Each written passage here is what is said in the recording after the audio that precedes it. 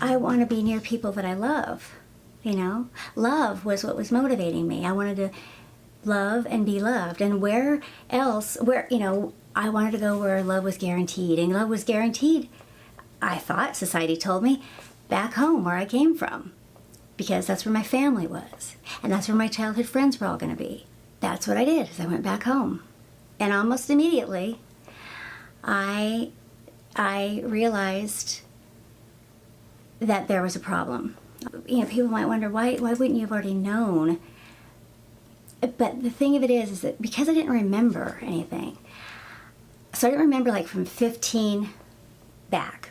What I remembered, what my memory began actually with a trauma, which is very strange, which is actually part of the reason why I didn't think there was any, I didn't think the reason I didn't remember anything was trauma related, because the first thing I did remember was a trauma. My brother asked me about it, and I told him, and then he insisted I tell my mother. And so I told my mother, and her reaction was to tell me that we were never going to mention it again. We were never going to tell my dad. We were never going to mention it again. And we didn't. We never did.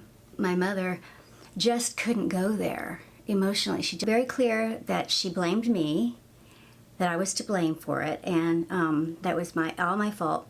Definitely felt guilty about all that, and so yeah, I blamed myself too. So I didn't know there was anything wrong with the way that she reacted. Then from that point on, we avoided each other. It was kind of like we had 4 people living in one house, all kind of living separate lives. So the reason I think I can remember from that point forward was because the memories didn't have to conflict with the story. And the story was that I had this happy life, this perfect family, this, loving, happy family.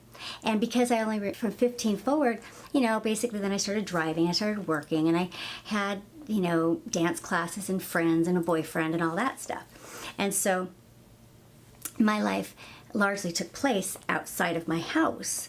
And so, and my mother immediately enrolled in college. So she was already a full-time nurse, which is very funny that she was a nurse, but she was already working full-time, and so now she also went to school full-time on the evenings and the weekends. But this was not a career advancement thing. This was just purely an ego thing. It was a competitive thing. She didn't want my brother and I going to college before she did. But I think there was another aspect of it too. I think that the other aspect of it was that she didn't really have a lot of confidence. My mother could not handle things that were out of her comfort zone. But suddenly, what was more out of her comfort zone was being around me. Suddenly, college seemed more. Because it was certainly a time when, now that my kids are now 18 and 20, so I just have gone through the teenage years and stuff. And I realize, of course, going through mothering myself, I realized a lot more about the way that I was parented. And that if my child at 15 had that happen, and then started having the things happening, and her behavior changed, and her parents changed the way that mine did, I would have been home. I would have known that she needed me. But my mother she just couldn't go there. And we've never, I was always trying to get some intimacy and some connection with her, and it was just always impossible. So I came home. My brother had announced that he was getting married, and my mother wanted to have this big engagement party. And we only had a week to get to know this girl. He was in Japan. He met her there. She was from Scotland. He was going to come home, introduce her to all of us. Then he was going to go over to Scotland to meet her family. And then we were all flying over there for a wedding. It was just bam, bam, bam. This was supposed to happen. And then he was moving there to live for good, forever.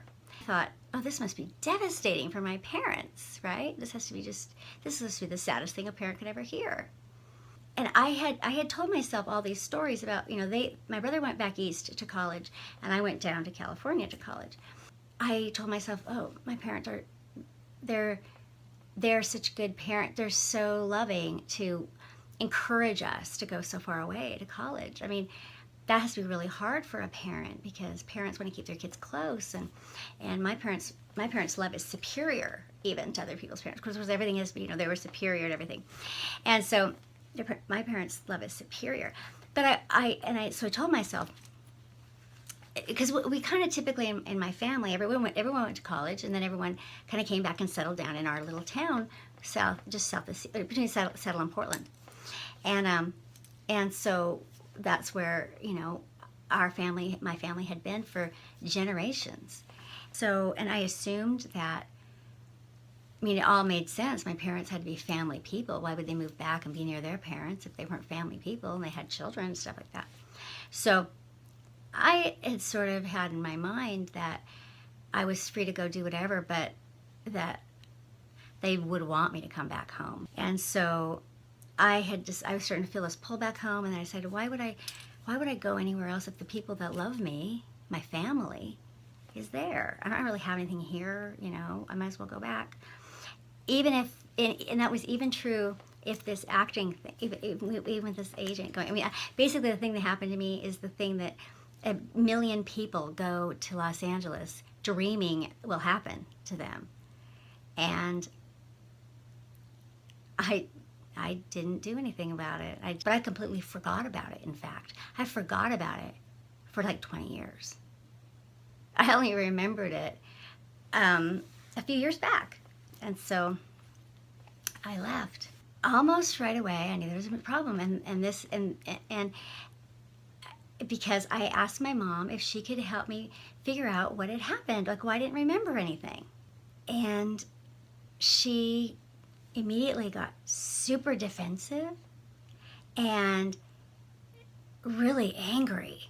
Really, like I was accusing her. She felt accused by the fact that I was telling her I didn't remember anything, and I was asking her if she could help me fill in the blanks, help me figure out what happened, or why I didn't, just kind of put it all.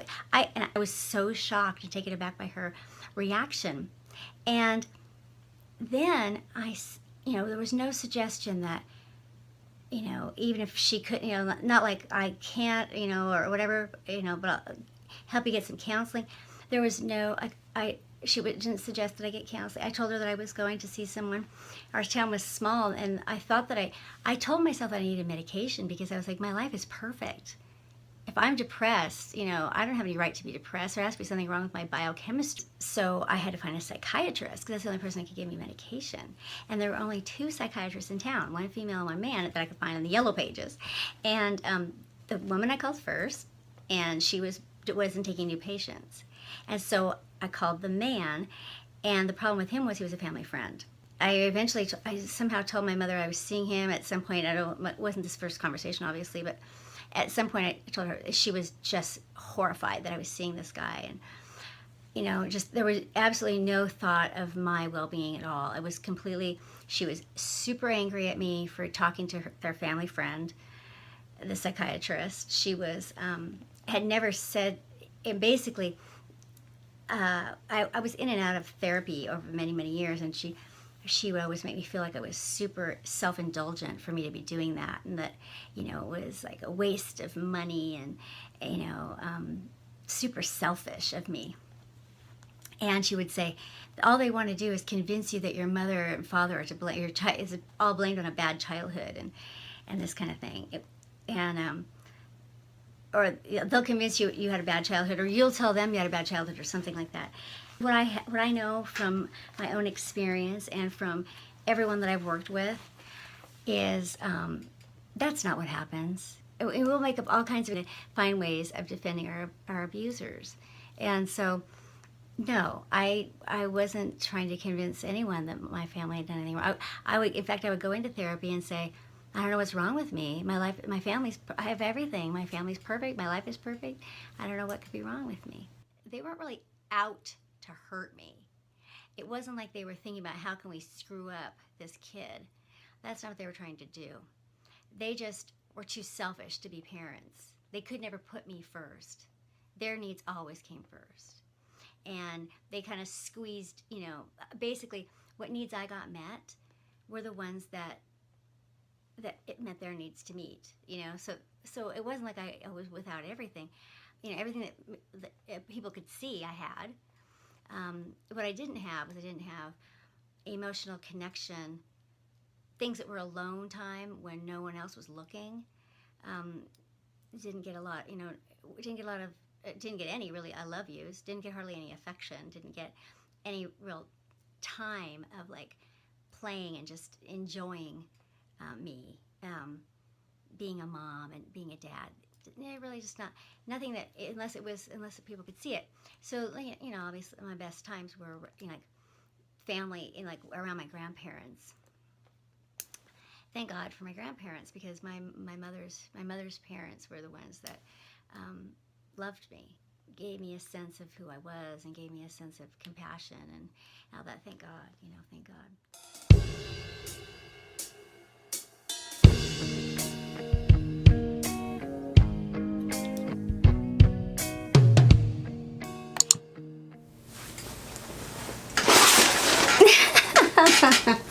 There goes my back.